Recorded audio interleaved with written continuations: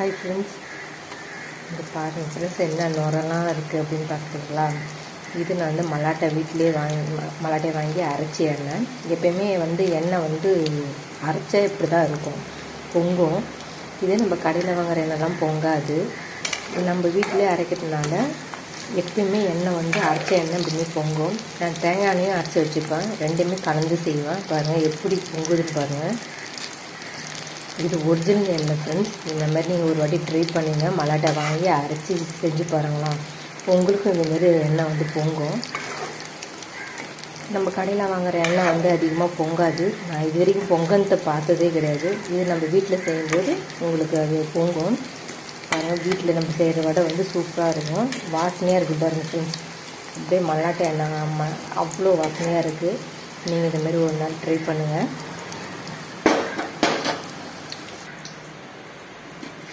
பாருங்கள் ஃப்ரெண்ட்ஸ், எவ்வளோ சூப்பராக இருக்குது பாருங்கள். இது சுட சுட சாப்பிடும்போது இன்னும் மணமாக இருக்கும், வாசனையாகவும் இருக்கும் ஃப்ரெண்ட்ஸ். இந்த மாதிரி நீங்கள் மல்லாட்டையை அரைச்சிட்டு ட்ரை பண்ணுங்கள்.